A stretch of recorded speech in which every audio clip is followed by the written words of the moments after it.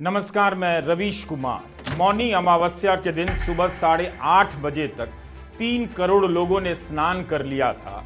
3 करोड़ लोगों की गिनती कर लेने वाले यूपी प्रशासन को 17 घंटे लग गए बताने में कि कुंभ में दुर्घटना से मरने वालों की संख्या कितनी है। इस देरी में भारत के मीडिया, यूपी के प्रशासन और जनता के बीच काफी कुछ घट गया है। प्रशासन ने संख्या 30 बताई, सबने हाँ जी करते हुए यही खबर लगाई, जबकि अब इस संख्या पर भी सवाल उठने लगे हैं। कहीं 40 का दावा किया जा रहा है तो कहीं उससे भी अधिक का। तो क्या गोदी मीडिया यह भी कर सकता है? मुझे निजी तौर पर कोई हैरानी नहीं। मैं बस आपसे सवाल कर रहा हूं कि लोग मर जाएंगे, लोगों के नाम और उनकी संख्या भी यह गोदी मीडिया गायब कर देगा।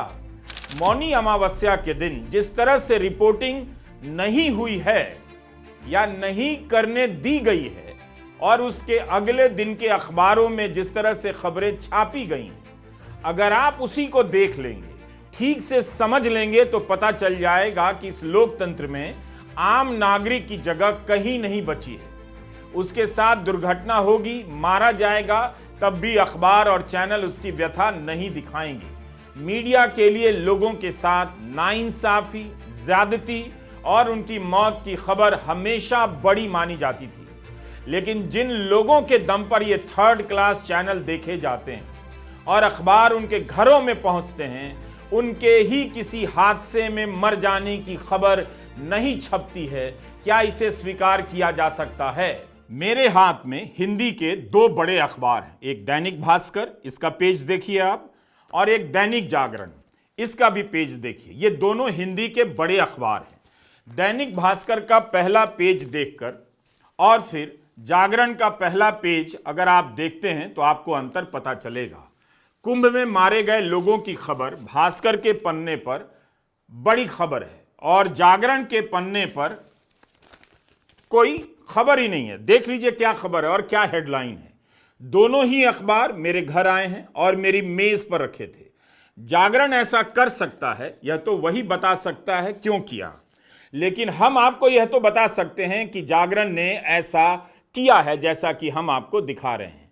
भारत सरकार की तरफ से पाठकों का सर्वेक्षण कराया जाता है। उसके अनुसार इस अखबार के 5.5 करोड़ से अधिक पाठक इस देश में हैं।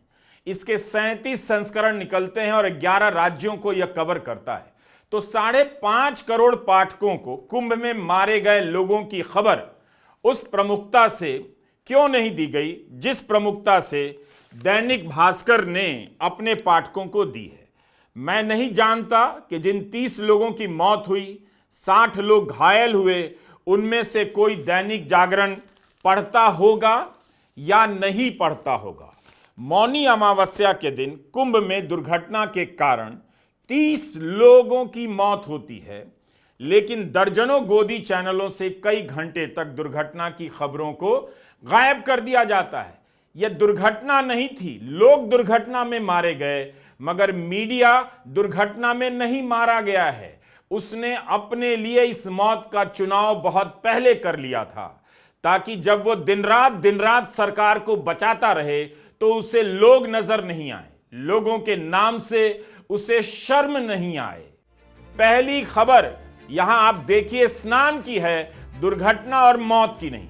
शाही स्नान का भव्य और उल्लासमय फोटो छापा गया है। स्नान की तस्वीर के ऊपर लिखा है, मौनी अमावस्या संगम नहाया जनसागर।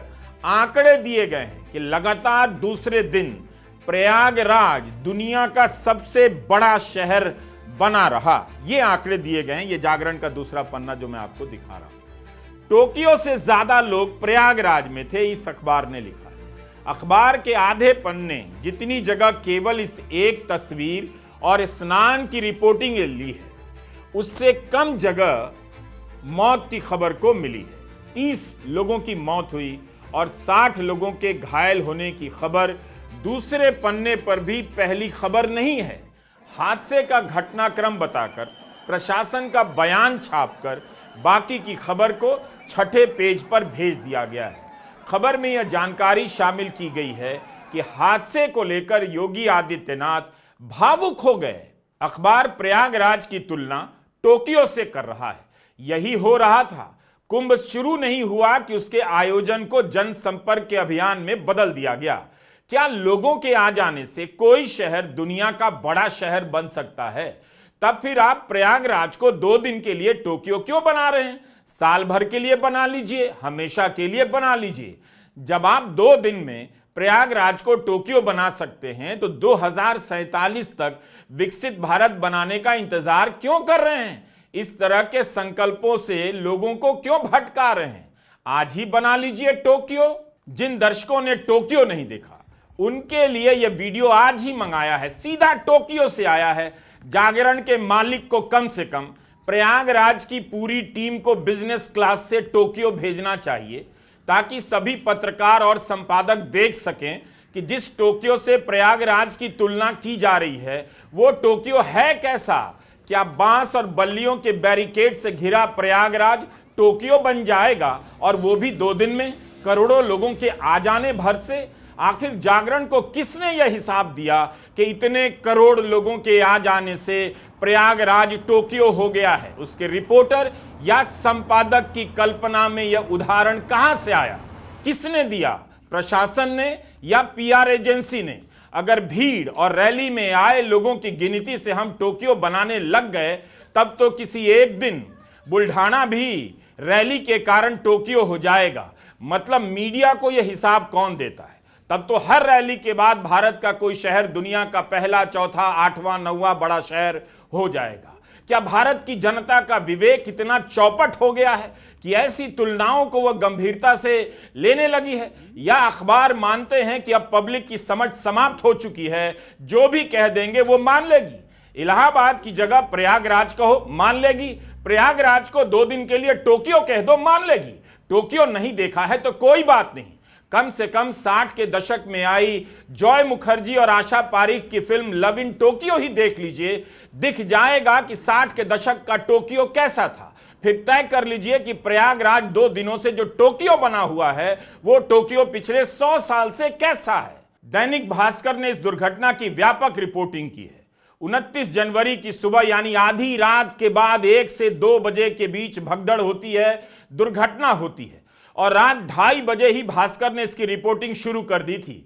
लेकिन गोदी चैनलों पर अगले 12 घंटे तक खबर ही नहीं चली। मुझे यकीन ही नहीं हो रहा। मैंने खुद सारे चैनल नहीं देखे क्योंकि मैं कहीं और था, किसी और काम में। लेकिन मीडिया पर नजर रखने वाले कई लोगों ने लिखा है कि कई घंटे तक कुंभ की दुर्घटना की खबर गायब थी या उसे सामान्य या छोटी खबर के रूप में पेश किया गया। अगर ऐसा हुआ है तो न्यायिक जांच का यह भी हिस्सा होना चाहिए कि किस चैनल ने कितने घंटे तक दुर्घटना की खबर नहीं दिखाई और उस चैनल को यूपी सरकार की तरफ से कितने करोड़ का विज्ञापन मिला, बल्कि एक एक अखबार और चैनलों को कितना पैसा मिला है उसे सरकार ही जारी कर दे, ताकि लोग जान सकें कि यह मीडिया किसका है।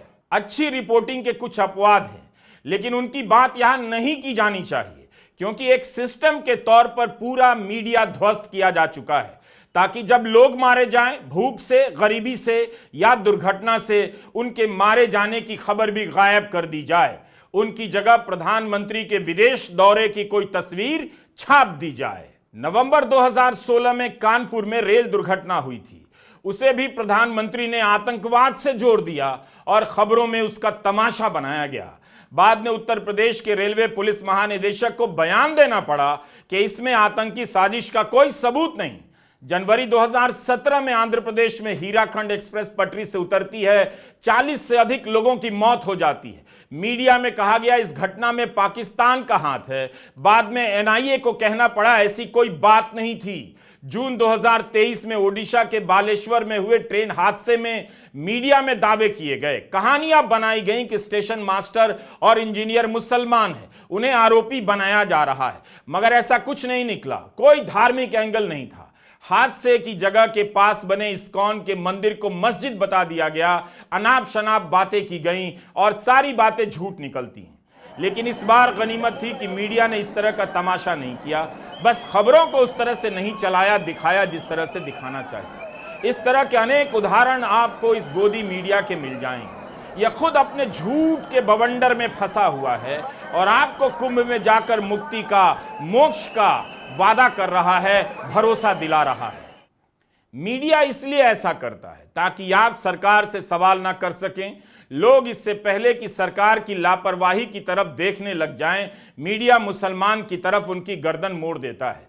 इस बार ऐसा नहीं हुआ, लेकिन सरकार की पोल ना खुले इसलिए खबर से लेकर लोगों की समस्याएं भी गायब कर दी गईं। आप इंस्टाग्राम पर जाइए, लोग शेयर कर रहे हैं, देख रहे हैं। कुंभ की व्यवस्था को लेकर आम लोगों में काफी नाराजगी है, वे अपनी परेशानियां बता रहे हैं, लेकिन इस तरह के बयान गोदी मीडिया से क्यों गायब हैं? अगर गोदी मीडिया ऐसे बयानों को दिखाता रहता तो प्रशासन को भी मदद मिलती अपनी कमियों को तुरंत समझने और उसे ठीक करने में।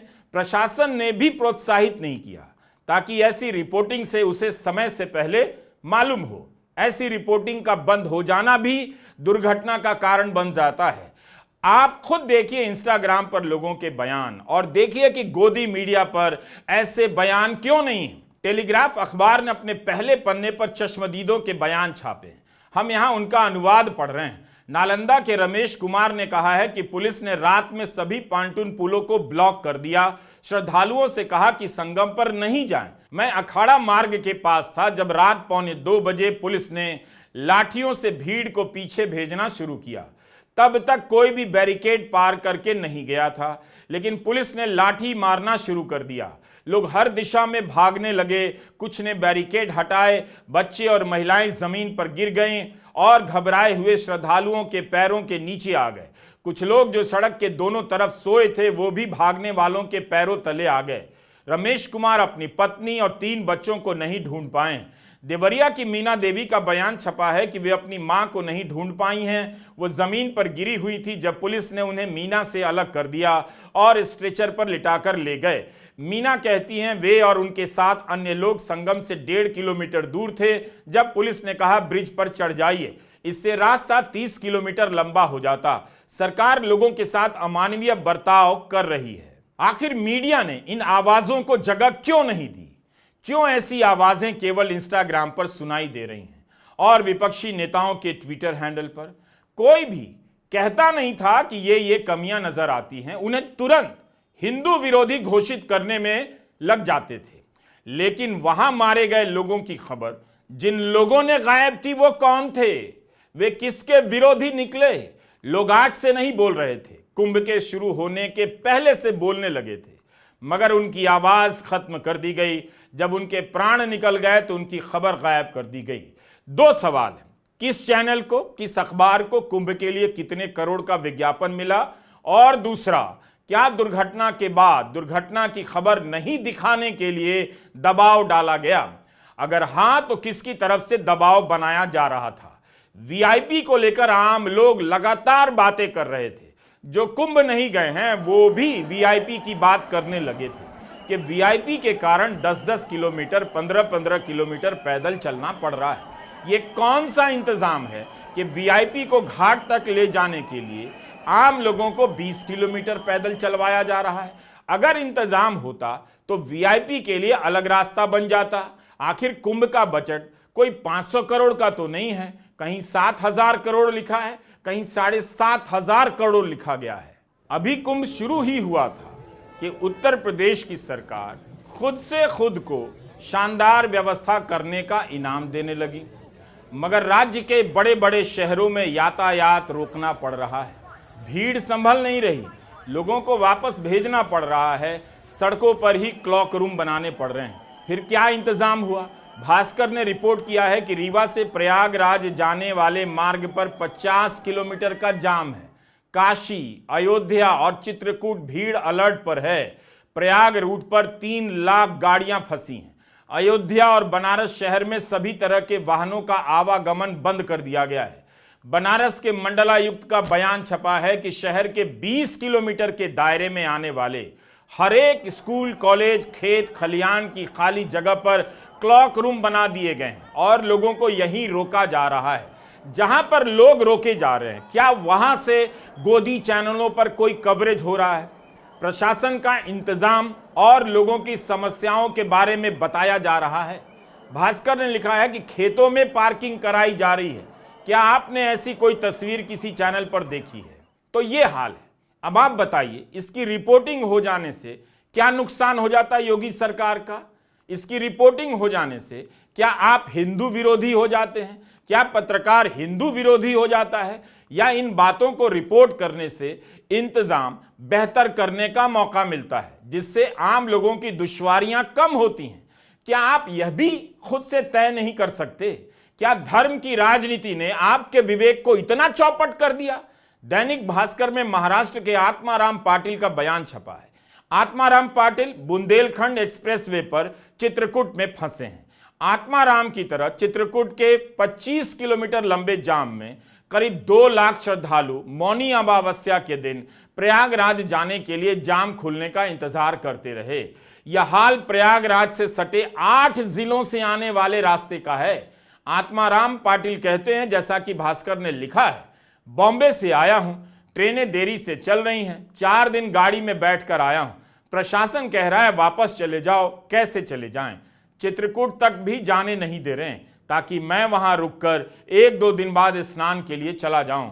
मेरे साथ महिला है और बच्चे भी हैं। बुंदेलखंड एक्सप्रेसवे पर जाम की क्या हालत है, इसकी तस्वीर आपने अखबारों में, गोदी मीडिया में देखी है। 7,000 साढ़े 7,000 करोड़ का बजट बताया जा रहा है और लोग कह रहे हैं कि रास्ते में जहां उन्हें रोका गया है उनके लिए पानी नहीं, शौचालय नहीं। ठंड में लोग खुले में रात गुजारने के लिए मजबूर हुए। कितने ही ऐसे वीडियो वायरल हुए। मौनी अमावस्या के दिन जब लोगों की मौत हुई तब जाकर वीआईपी प्रोटोकॉल देने पर रोक लगाई गई है, वरना वीआईपी पास और रूट को लेकर आम श्रद्धालु कई दिनों से चिल्ला रहे थे। मुझे एक बात बताइए, मीडिया रिपोर्ट कर रहा था कि 2019 में महाकुंभ का बजट 3700 करोड़ था 2019 में। इस बार का बजट 7,000 तो 7,500 करोड़ बताया जा रहा है। 5 साल के भीतर महाकुंभ के आयोजन पर 10,000 करोड़ रुपए से ज्यादा का खर्च हो रहा है, वह भी एक शहर में। इतना पैसा खर्चा करने के बाद भी लोगों की परेशानियां कम क्यों नहीं की जा सकी?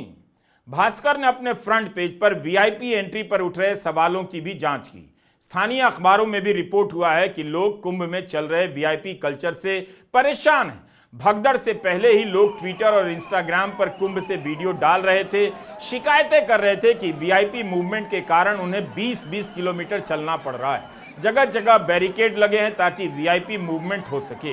ऐसे कई वीडियो आपको मिल जाएंगे जहां लोग पुलिस से सवाल कर रहे हैं कि क्या वे जानवर हैं जो इस तरह से यहां से वहां उन्हें भेज दिया जा रहा है। हमने एक महिला का बयान देखा जो कह रही हैं कि बुजुर्ग लोगों के लिए इतना चल पाना मुश्किल है। वीआईपी के लिए व्यवस्था अच्छी है मगर आम आदमी की कोई वैल्यू नहीं। लोग शिकायत कर रहे हैं कि पूरा पुल खाली है मगर उन्हें जाने नहीं दिया जा रहा क्योंकि वीआईपी रूट के लिए आरक्षित रखा गया है। राजस्थान पत्रिका की इस रिपोर्ट में अखाड़ा परिषद के महामंडलेश्वर स्वामी प्रेमानंद गिरी ने प्रशासन पर आरोप लगाते हुए कहा है कि अधिकारी वीआईपी श्रद्धालुओं की सेवा में लगे रहे, जिससे आम श्रद्धालुओं की सुरक्षा से समझौता हुआ।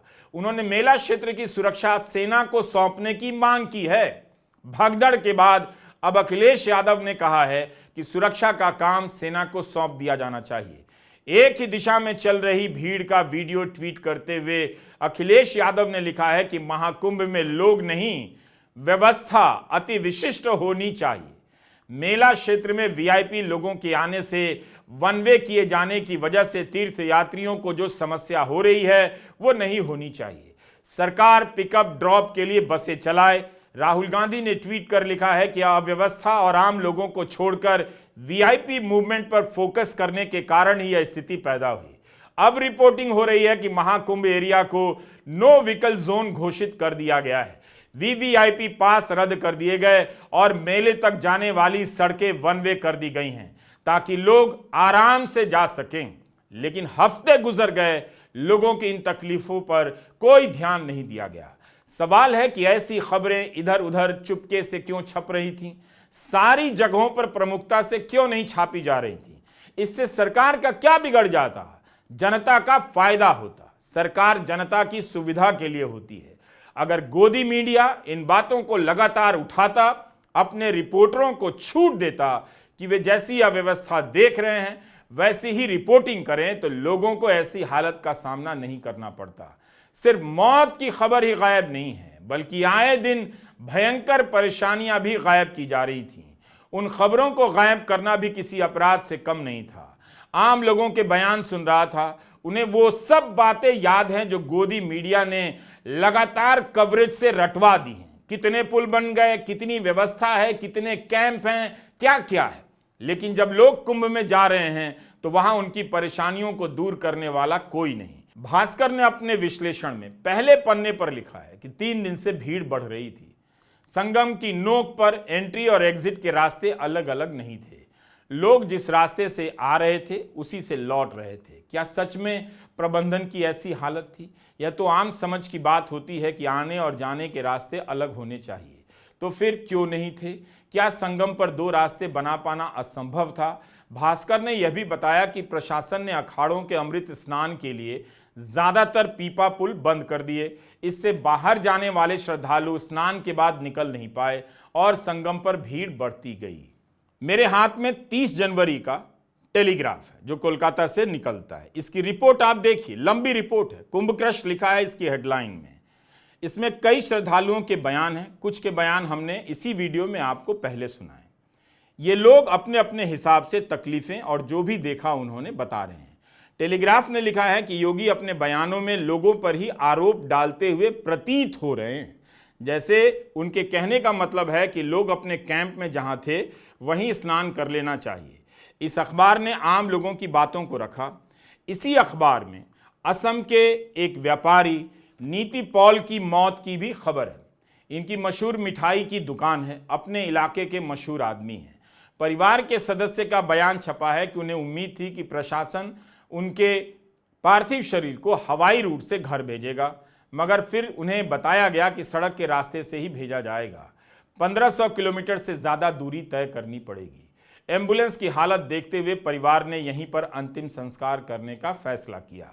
कि आपने किसी टीवी चैनल को इस व्यापारी के घर जाकर उनकी हालत बताते हुए रिपोर्ट करते देखा है? दुर्घटना के दिन कितने लोग मरे इसका कवरेज नहीं हो रहा था। कितने क्विंटल फूलों की वर्षा हो रही थी उसकी सटीक जानकारी थी और मीडिया रिपोर्ट कर रहा था।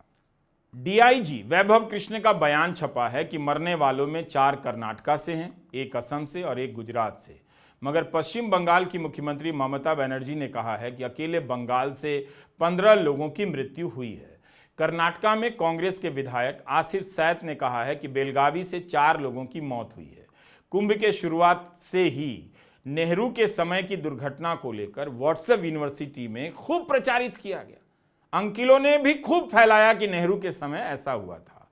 उसकी कोई जरूरत नहीं थी, लेकिन किया गया ताकि कुंभ के साथ साथ नेहरू के प्रति नफरत भी फैलती रहे। यही नहीं, लोकसभा चुनाव के समय से ही प्रधानमंत्री मोदी अपने भाषणों में नेहरू के समय की दुर्घटना का जिक्र करने लगे थे। क्या वे अपने कार्यकाल की इस दुर्घटना का जिक्र करने का साहस दिखा सकते हैं? पंडित नेहरू आए थे तब तो मेला इतना बड़ा नहीं होता था। उसके बावजूद भी यहां पर कांग्रेस की सरकार थी, दिल्ली में कांग्रेस की सरकार थी, पंचायत से पार्लियामेंट तक अकेले कांग्रेस वाले थे और पार्टियों का तो नामो निशान नहीं था। कई पार्टियां तो पैदा भी नहीं हुई थी। मेरे उत्तर प्रदेश के लोगों, ये खबर सुन के आज आपको भी धक्का लगेगा। पंडित नेहरू जब आए थे, अव्यवस्था के कारण यहां भगदड़ मच गई थी। कुंभ के मेले में हजारों लोग मारे गए थे, कुचल करके मारे गए थे, लेकिन सरकार की इज्जत बचाने के लिए पंडित नेहरू पर कोई दोष न मर जाए, दाग न लग जाए, इसलिए उस समय के मीडिया ने भी ये चीजें दिखाने की बहादुरी नहीं दिखाई। एकाध 2 अखबार के कोने में खबर छपी, उसे भी दबा दिया गया। उन परिवारों जिन्होंने अपना स्वजन खोया था, उसके नामों का कहीं जिक्र नहीं होने दिया। 1 रुपया उनको दिया नहीं दिया गया। भाइयों बहनों, ये सिर्फ भगदड़ नहीं थी, भगदड़ के बाद जो हुआ वो असंवेदनशीलता का एक जुल्म था। भाइयों बहनों, ऐसा पाप देश के पहले प्रधानमंत्री के काल में हुआ है। और इस बार का कुंभ का मेला देखिए, करोड़ों लोग आए, प्रधानमंत्री खुद भी आए, लेकिन कोई भगदड़ नहीं हुई, कोई मरा नहीं। भाइयों बहनों, व्यवस्थाएं सरकार कैसे बदलती है, इसका ये उदाहरण है। पत्रकार लिख रहे हैं कि हादसे के बाद हुई पहली प्रेस कॉन्फ्रेंस में मुख्यमंत्री योगी ने भगदड़ का कोई जिक्र नहीं किया। शाम 6:40 पर पुलिस ने बताया मौतों का आंकड़ा 30 तक पहुंच गया है। हादसे के 15 घंटे बाद प्रेस कॉन्फ्रेंस होती है और जानकारी दी जाती है। प्रशासन और सरकार तब तक यही बताने में लगे रहे या इस तरह से बर्ताव करते रहे मानो कुछ भी नहीं हुआ है। और खबर छप रही है कि मुख्यमंत्री हादसे को लेकर भावुक हो गए हैं। जुलाई 2024 की इस घटना का जिक्र करना चाहता हूं।